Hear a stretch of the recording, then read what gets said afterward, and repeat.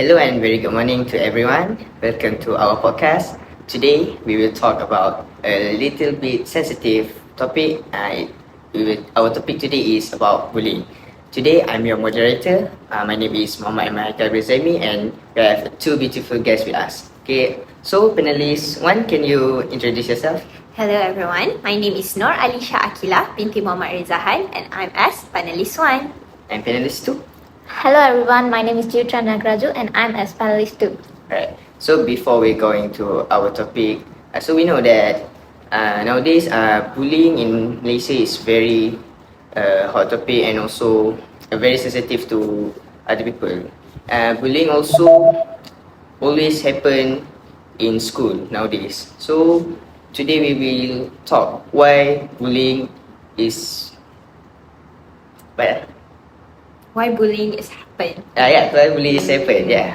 We are going to dive deeper to know what is the causes and how to prevent. What about you, panelist 2? What do you think? I promise I won't bully Ale when I talk about this. I hope she doesn't bully me. Yeah, we don't want to make a bad impression to our guests. Yeah. Okay, let's go. Let's go.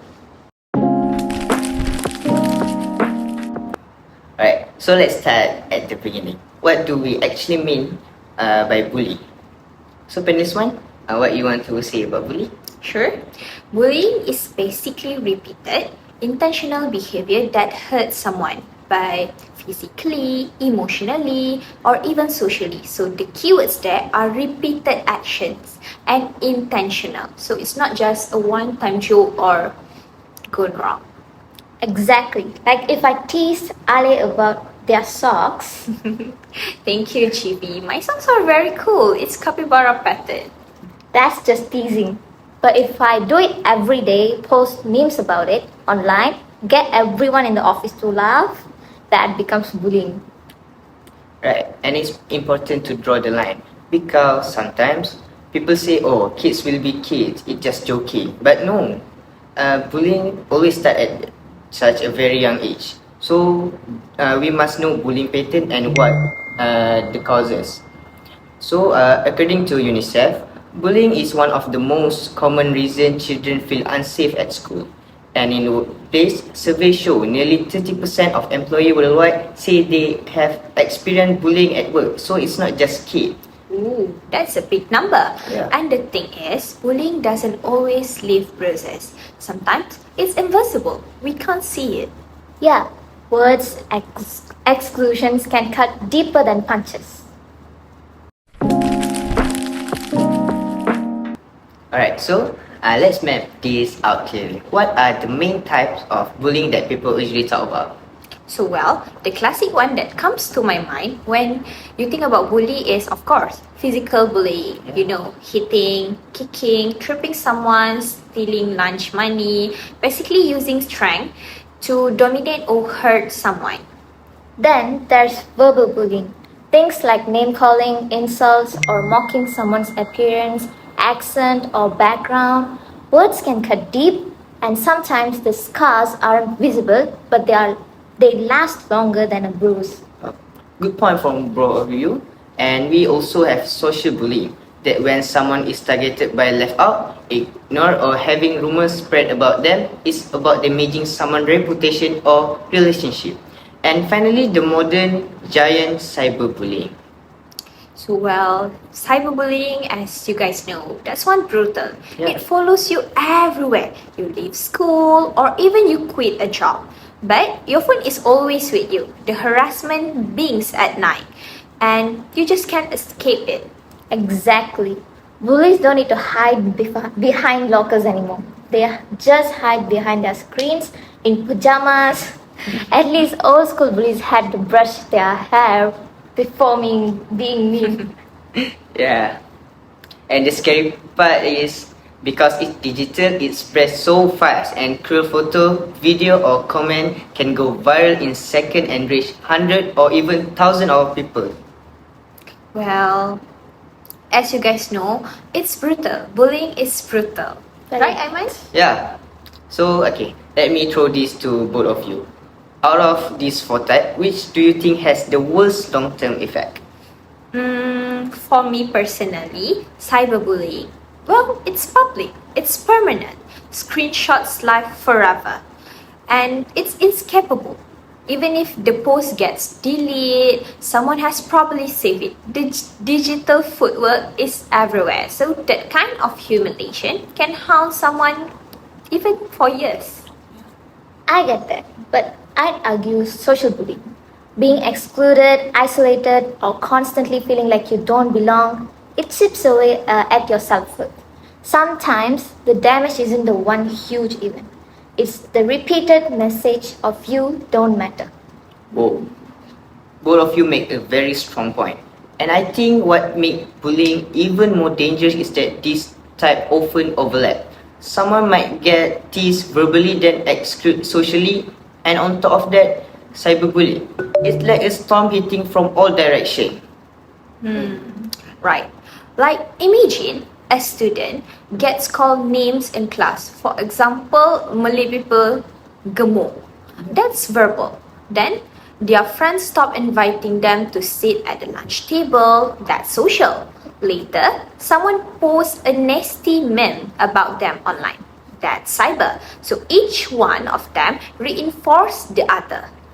And the victim can feel trapped, like there's no safe place. Even home isn't safe if your phone keeps lighting up with harassment. That's powerful, and we shouldn't forget physical bullying either.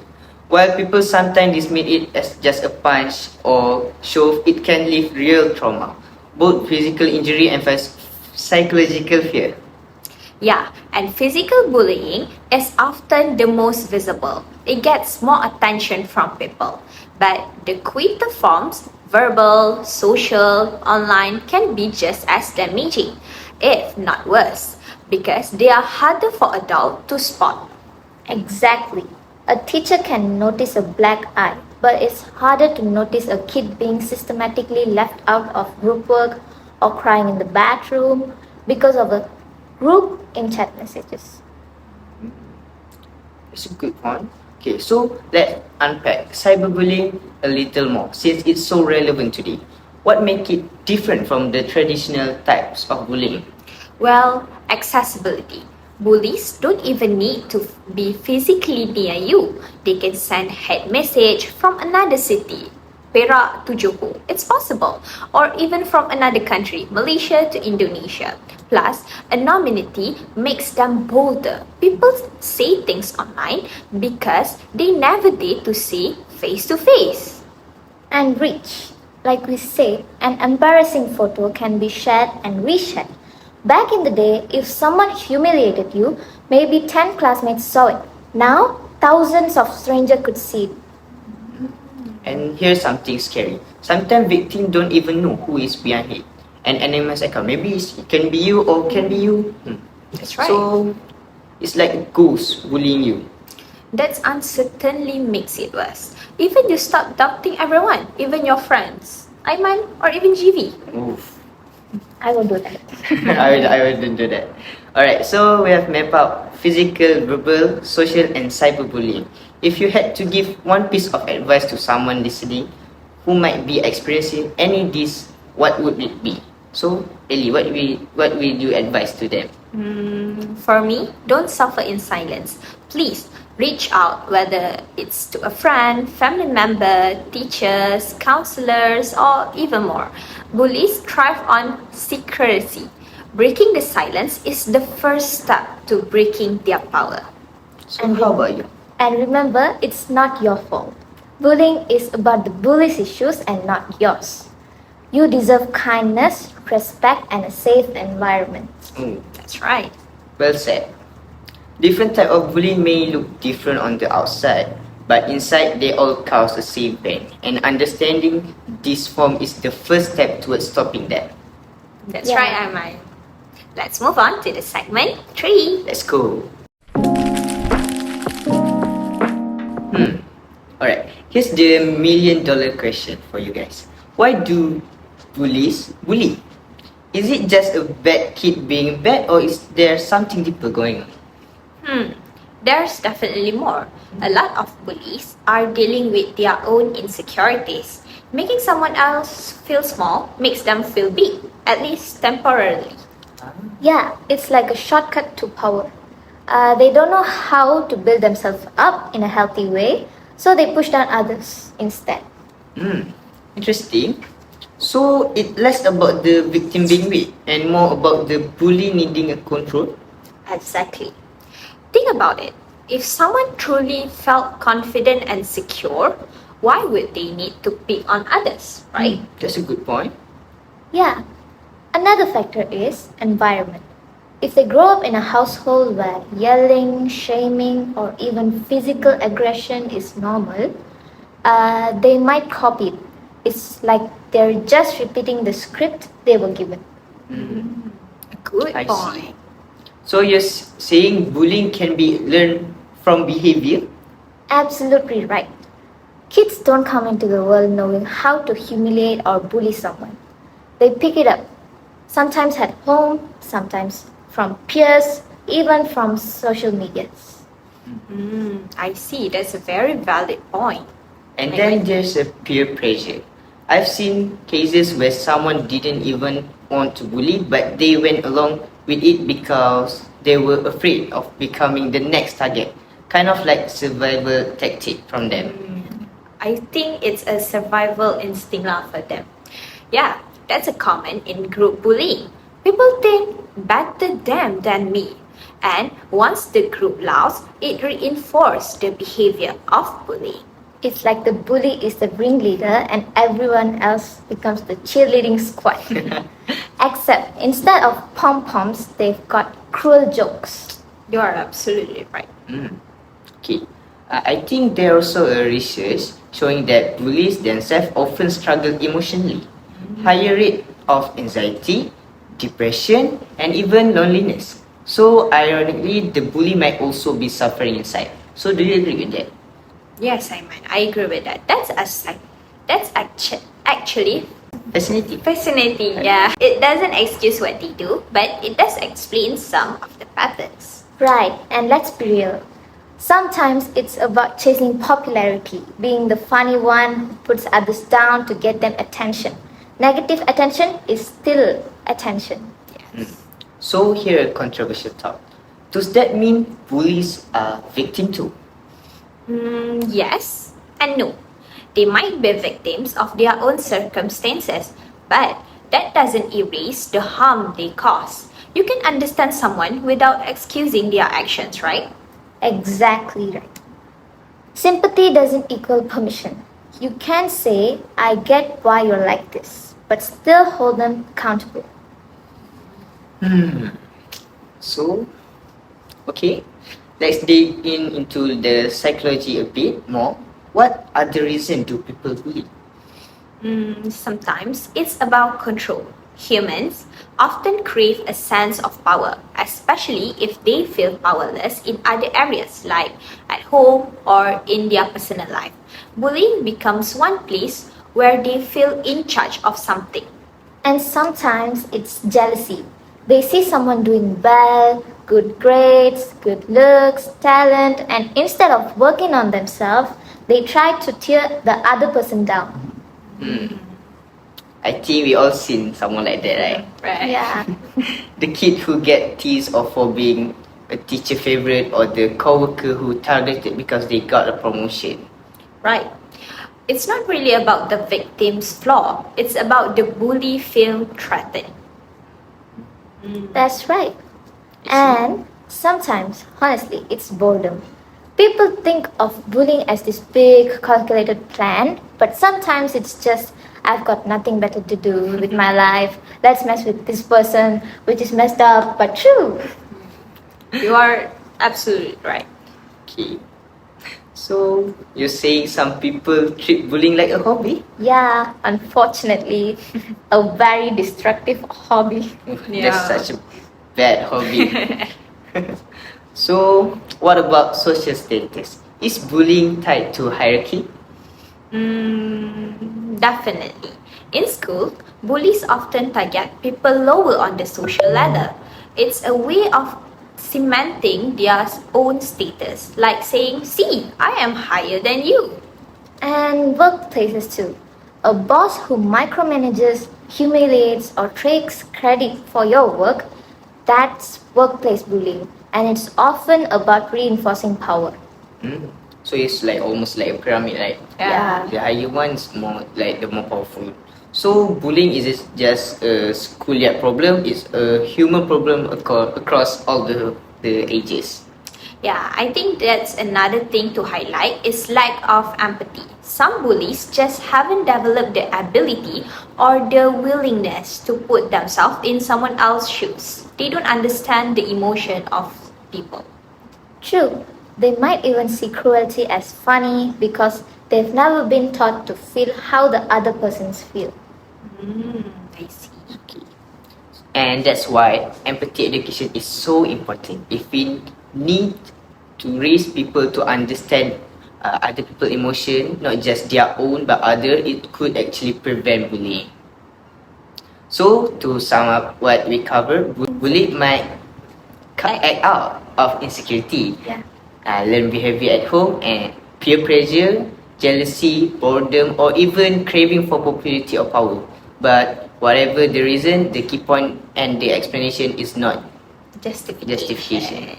Yeah, exactly. Understanding the why important, but it's not a free pass. They still need to take responsibility, right?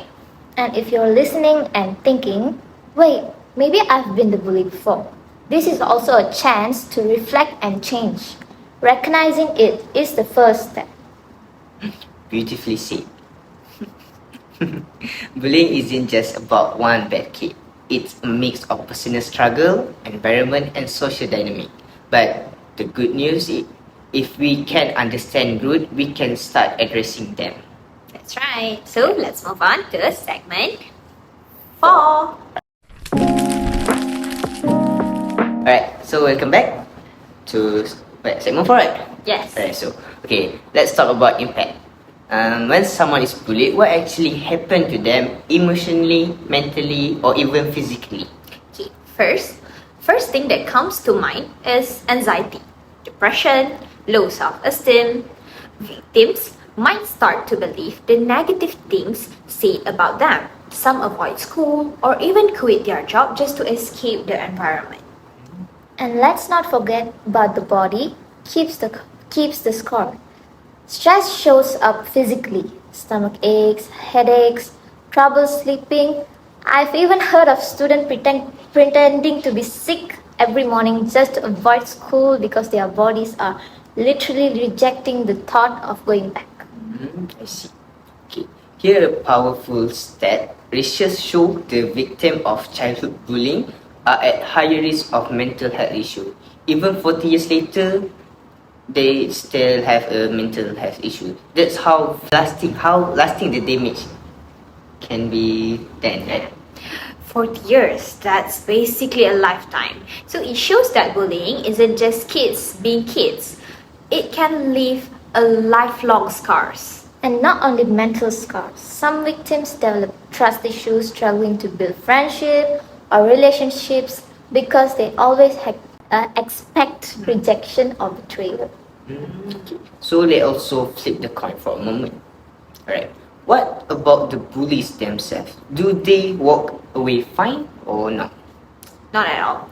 Study shows that bullies are more likely to drop out of school, get into fights, and later face higher chances of criminal behavior. So even in adulthood, they often struggle with healthy relationships. It's like bullying is bad karma. You send out negativity and it boomerangs back into your life later. Okay. So in a way, bullying damages everyone involved, not just the victim but also the bully also. And let's not forget the bystanders. People who witness bullying but don't act, maybe because they are scared, but they can feel guilty later. So they may carry that guilt, thinking, I should have done something before. That's psychological toll too. Exactly. Even watching bullying creates a culture of fear.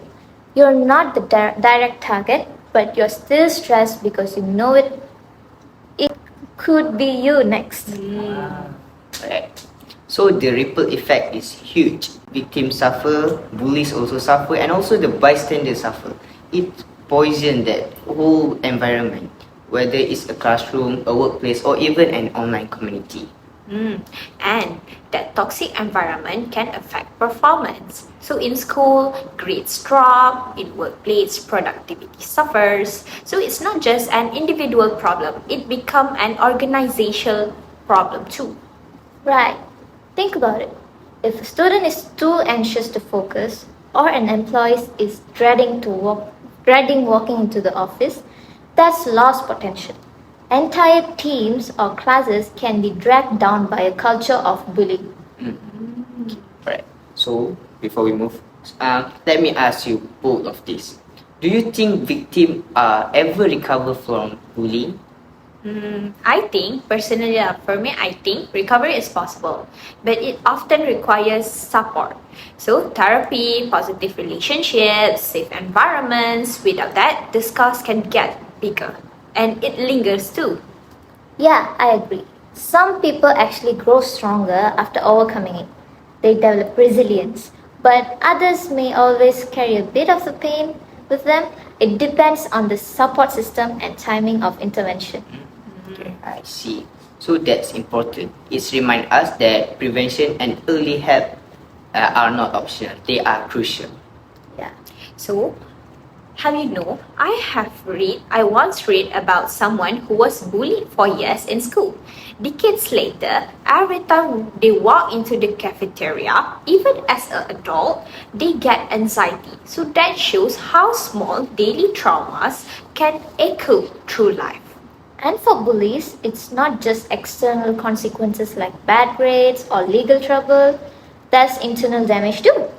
Studies show higher rates of substance abuse, difficulty keeping jobs, and broken relationships. Basically, bullying sets you up for a rocky future. So basically, if bullying were a business model, it'd be the worst investment ever. Everyone lost. Yeah, the return on investment is trauma. And bankruptcy of trust, confidence, and mental health.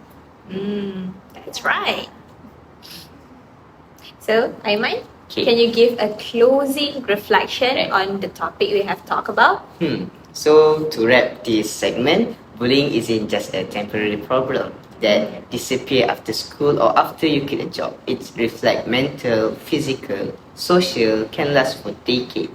Victim, bullies, and bystander all carry scar in different ways, which is exactly why prevention and intervention are so crucial, not just for today but for the future.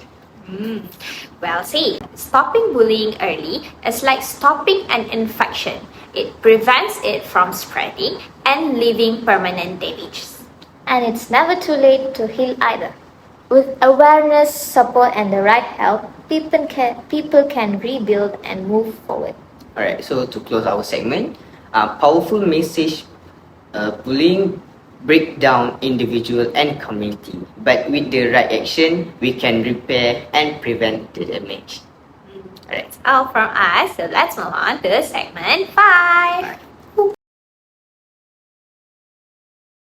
Yeah, alright, welcome back to our podcast. Now we on segment 5.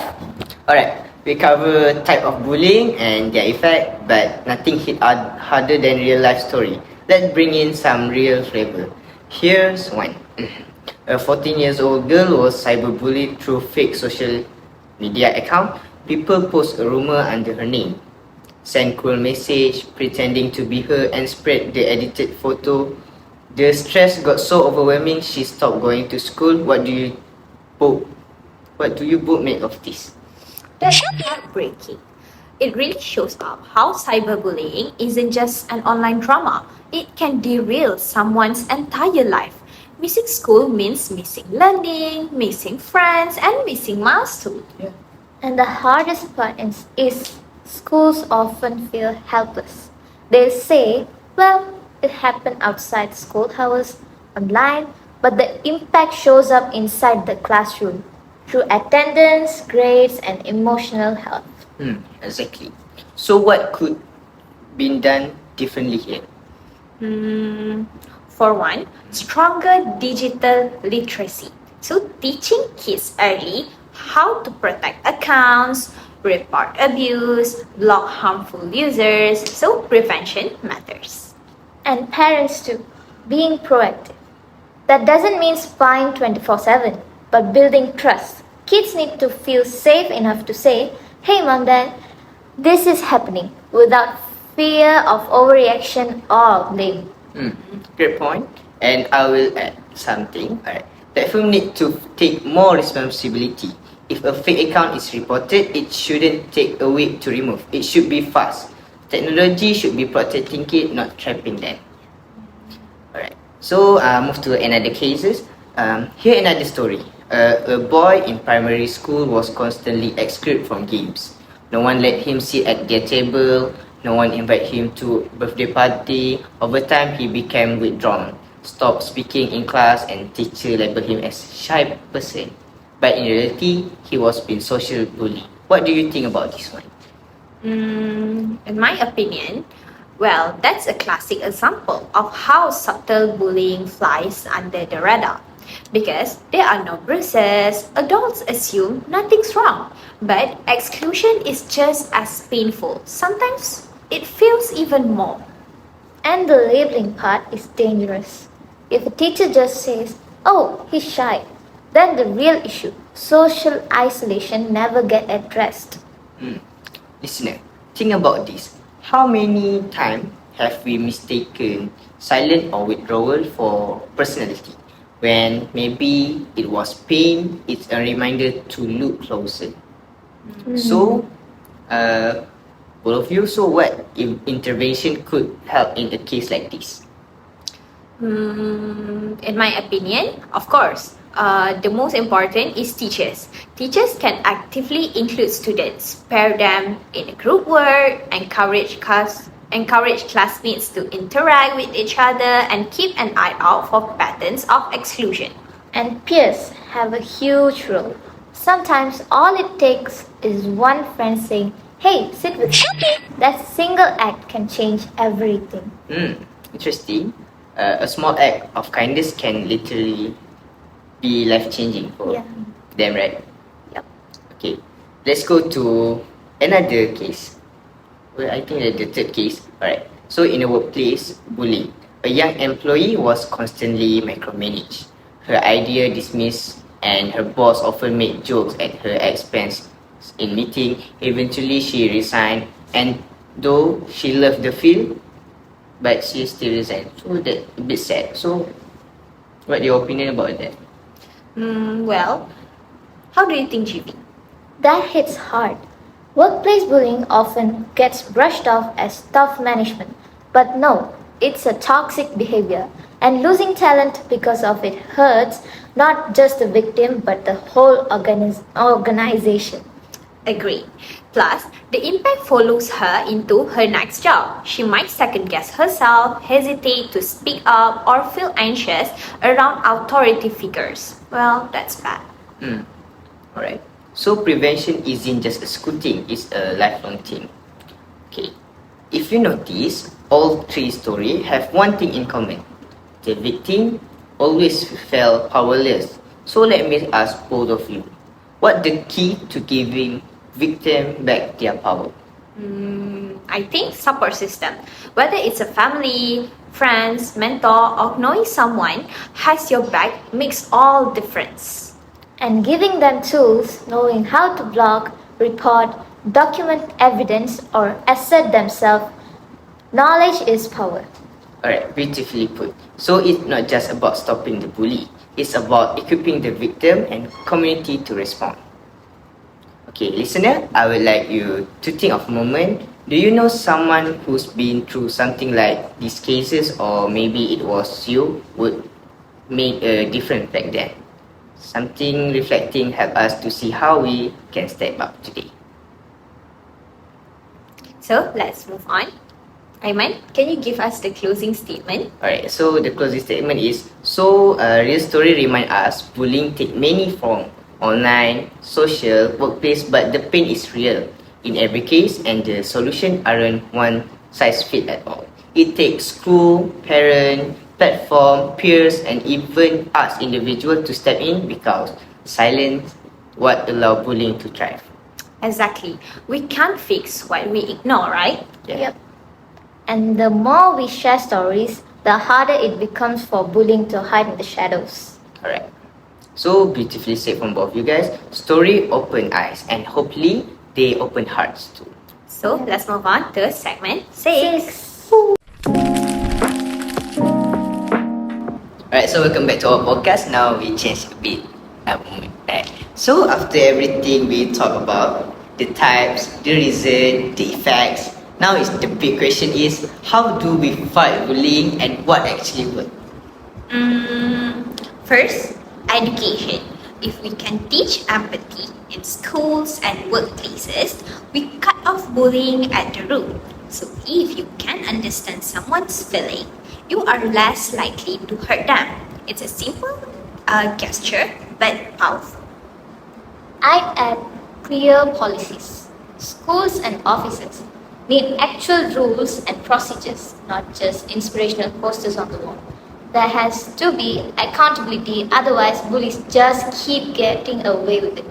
Okay, I see. Okay, and here there's something important.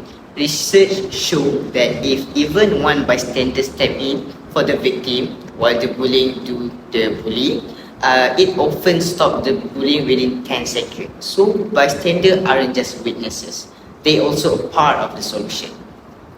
I agree. Okay, let's move to. So I made some activity for you guys. Okay, I want you guys to think in creative way how to like what how to What are the steps of what prevention? are the steps prevention bullying but in a creative way. So In a creative way. you guys can start. Me first. Okay. Alright, here goes. Number 1. A mandatory kindness class in school. Learning empathy is the same way as we learn math. We need to apply it to the students, okay? Number 2, role play days where bullies literally have to live a day as victims, walking in their shoes. And number 3, a digital rule. Ban all group chats after midnight. Well, nothing good happens in the group chats at 2 in the morning, right? Yeah. Okay, my turn. Install a compliment box in schools. Anonymous positive note that teachers read aloud. Secondly, give out badges or point for kindness, not just for grades. Imagine if helping a classmate earned as much recognition as scoring an A. Third one, and online, block anonymous comments. If you can't attach your name, maybe you shouldn't post it. Okay, I love it. Now I guess that's my turn, right? So okay, first I think we need to train teacher and manager to spot subtle bullying like exclusion, sarcasm, and undermining. Okay. Second, we also can create a buddy system so no one is left out at lunch table, project, or office team. Okay. And lastly, I think we need to use humor wisely. Turn bullying into learning moment, like calling out a mean comment without shaming the bully in return.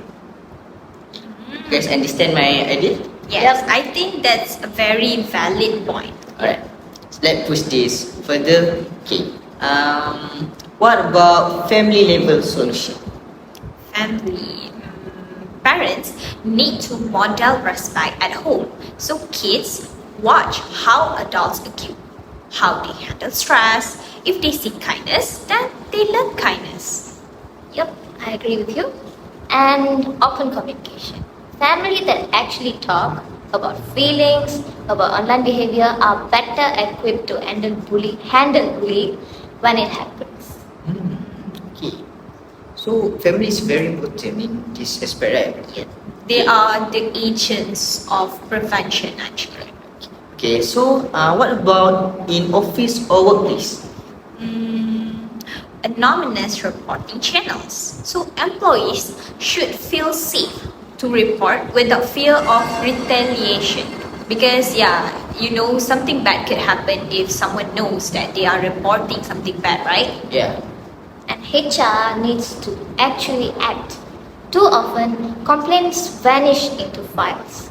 Clear action steps build trust. I see. Okay, exactly. A workplace should feel like a professional environment, not a high school cafeteria all over again. Yeah. Yeah, I think that's very a good point. Yeah. Okay. So now let's think bigger. In community, what can community do to solve bullying? Of course, public awareness campaigns is one of the way for us to prevent bullying. Just like we have campaigns for smoking or drunk driving, we should have them for bullying too. Billboards, videos, the works, maybe even posters to put up at school, right? Yeah.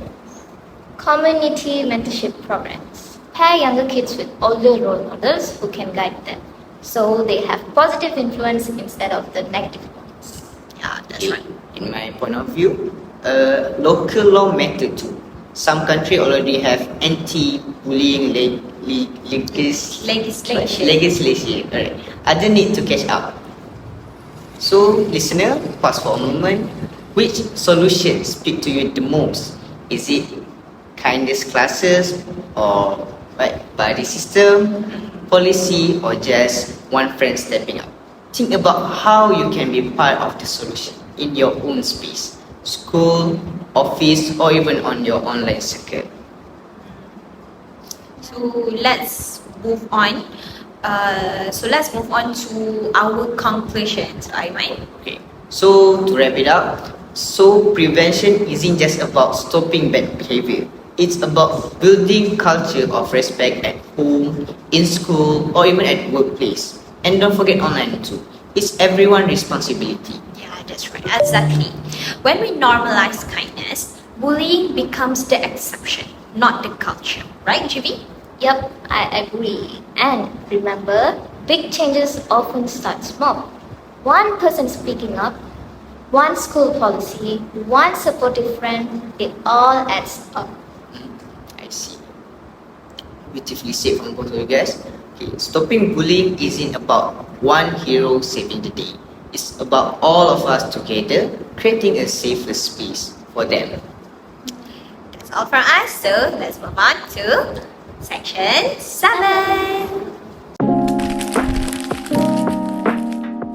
Alright, now we move on to segment 7. Alright, we almost at the finish line.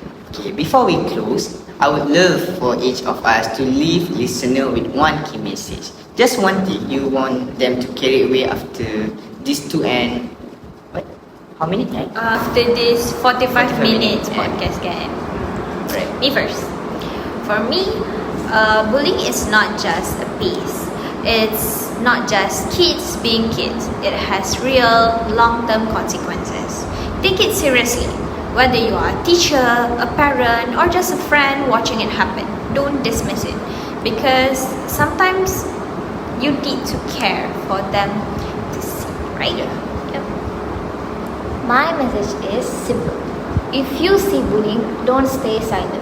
Silence is support. Even a small action, a word or a gesture can mean the world to someone who feels alone.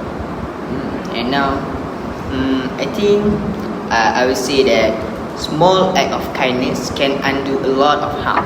You don't have to be a superhero. Sometimes it's just about being the voice that lifts someone up when everyone else tears them down. Yeah, that's a very wise opinion. Okay, now before we wrap this officially, let's have a little fun, a rapid fire round. Quick answer only, no overthinking. Okay, are you guys ready? Okay, I give you guys time to think about it. Alright. Give us a minute. A rapid fire question, eh? Yes. Okay, man. Should Okay, ready? You guys ready? Yeah, ready. Okay, round 1. What's the worst bullying advice you ever heard? Ignore it. It'll go away. No. Usually, it just get bigger. So don't ignore it. For me, it's boys will be boys. You know, that's just excusing cruelty. Yeah, exactly. Those phrases have done more harm than good. Okay, so we move on to the next question. Okay, you guys ready? Yes. Both of you guys ready? Alright. The next one is let me think. Okay, one kind of thing you did this week. I bought coffee for a stressed colleague who was pulling an all-nighter. Maybe I helped my elderly neighbor carry groceries up the stairs. And I like Ellie sock fashions like through belly. Eish, capybara. Right, okay, I think I can accept that, right? Okay, now for the next question. If a listener out there is being bullied right now, what your one sentence advice? Just one sentence only. Don't overthink. You are not alone and it's not your fault. Alright. Me, it's reach out, tell someone you trust because you deserve support. Okay. For me, hold on to hope. This moment does not define your whole future. Deep advice, right? Yeah. So, is there any, Aiman? What? Anyway. I mean, any more questions? Of course. We're not done yet. Right. The fourth question, right? Okay. What about people who bully? One line for them. Hurting others won't heal your own pain. Find a healthier outlet. Okay? Wise word. The power trip you feel now will cost you later. Choose better. For me, I think it's never too late to change, apologize, and make amends. Start fresh. Please, Yeah. guys, stop bullying, please. Okay, now for the fifth question. Okay, and the last one. Imagine a world without bullying. What the first thing you would notice? I think schools will be filled with kids who actually want to show up every morning to learn. Yeah. And then workplaces where people compete with ideas and not insults. And for me, an online spaces that feel like community, not battlefield. Imagine that. Yeah, it will be very peaceful. Yeah. Okay. So listener, we talk about definition, we talk about reason, effect, real story, prevention and solution. But at the end of the day, the real power lies in the small daily choices that we make. Whether we speak up, whether we show kindness, or even when we stand beside someone who feels alone. Yeah, Aiman, I think your point is very valid. And please, to listeners out there, please remember, one person can make a difference. Please don't underestimate your own role, even if you are a bystander or you are a victim. Yeah, I agree with you. Be that difference. Even if it feels small, it matters. Okay. So here I will challenge to you. Tomorrow, go out and do one deliberate act of kindness. Big or small, doesn't matter, just one. That's how change begins. So for our closing, Aiman, Okay, on behalf of all of us, thank you for sticking with us on this deep dive into bullying. Keep the conversation going, keep spreading kindness, and let's build the kind world we all wanted to live. Let's build a world without bullying. And that's a wrap on Let's Talk Bullying. Thank you to my amazing panelists, and thank you for our listener. Remember, bullying thrives in silence. So speak up, stand up, and spread kindness. Until next time, take care and don't forget to compliment someone today, okay? so bye. Bye. Till next time. Bye-bye.